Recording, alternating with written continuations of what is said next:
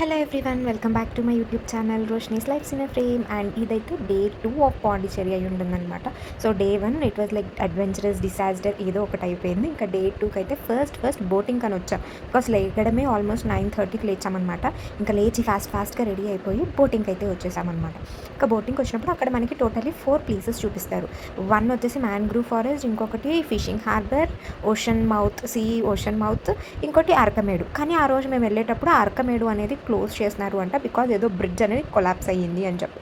So 3 places, but ఈ 3 places ఏం చూపించినారు మాకు ఏం తెలీదు. బోట్ ఎక్కిన తర్వాత కొంచెం సేపు వెళ్ళిన తర్వాత ఈ మ్యాంగ్రూవ్ ఫారెస్ట్ అయితే వచ్చిందనమాట. సో ఇటు ఫస్ట్ చూడటానికి అయితే ఎంతకంటే అంతగా బాగుంది. లైక్ పీస్ఫుల్గా కామ్గా ఆ నేచర్ని ఎంజాయ్ చేసుకుంటూ మధ్యలో ఆ boat riding, it was so peaceful and so pleasant.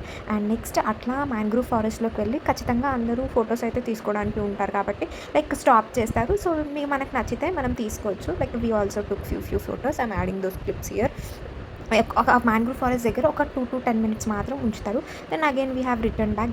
Return అయిపోయిన తర్వాత ఇంకా నెక్స్ట్ ప్లేసెస్ ఏమైనా చూపిస్తారేమో అని అనుకున్నాము, బట్ ఏమీ చూపించలేదు. అగైన్ మేము మమ్మల్ని బ్యాక్ తీసుకొచ్చి బోట్ని అటు 2-3 times అటు ఇటు ఊపేసి కంప్లీటెడ్ అని వెనక్కి వచ్చేసాము. It is like we did not worth for it money. Almost 350 అనుకుంటా. మాకేం వర్త్ అనిపించలేదు. ఎనీహౌ ఆ ట్రిప్లో కామన్ కాబట్టి వీ అడ్జస్టెడ్. అంతే.